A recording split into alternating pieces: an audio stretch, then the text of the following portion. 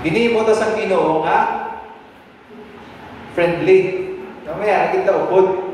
And according to Genesis 2:18, ano ang basa na?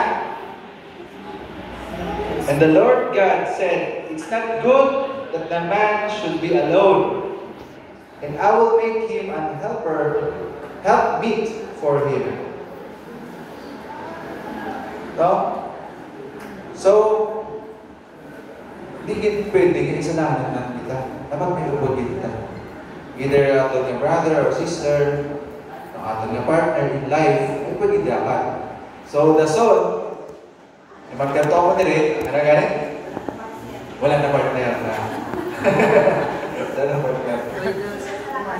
Hindi lang ako magambal, yung mga pangita, partner. So, hindi na lang. So, what I'm saying, my point is, God made us a social being, which means, hindi tayo survive kung wala ang kada isa sa atin. No? There's no man is an island. No? And to think, we are social being. We are happy if we are with someone. Amen? Another one is, si Claire, si Cyril, mga familiar faces, no? Si Greg, si Cher, ang mga friends ko. Before ko nagubod sa ila, I don't have friends. I have few friends. But when I encounter them, though grabe din ang pag-lead nila sa akong close to them. And I'm really thankful for them. And until now, sa subong, may mga bata na sila, no? Mga asawa na, kita sinunod tagyabon. Pero, pasalamat dito kay ini mga tao, precious gift nga para sa akin, kay sila i-repeat sa akin, closer to God. Do you have a friend that will lead you closer to God? May mga friend ba lang ako nga galit sa inyo closer to God? Or may other friends nga, wala lang. May wala lang. And makapalit pa sa atin away from God. No? Kabaluta kung sino na mga friends. So, mind you that choose your friends wisely. Pili isang friends na maayo. So, sa Amos 3, verse 3, nagabandra ang Ginoo na,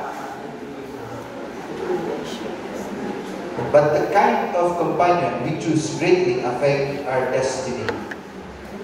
Can two walk together except they be agreed? Ang dua bila katao, mag-walk sila if they do not agree to each other. Maging friends ba sila ka hindi sila agree sa isa kag-isa? Hindi, no? So, kailangan ka kung mag-agree between your friends or with your partner. Kami agree kami for one mission.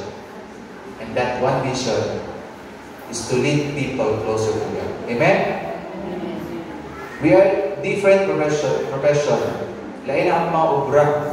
Lain ang age bracket. Age gap. Aglain man ang mga itsura. But I truly believe that we have one mission. And that is lead people closer to God. And I wanted you in this church.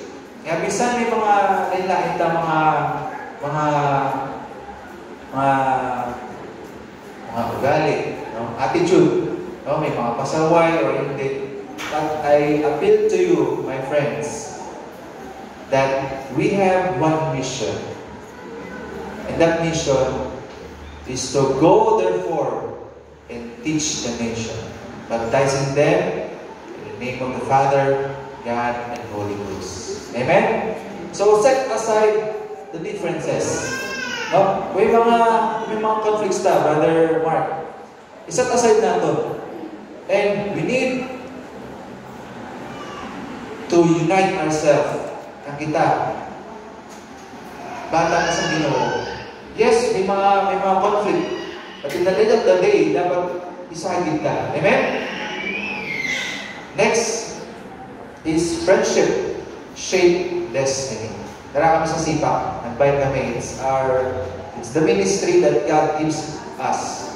It's a upward pedal.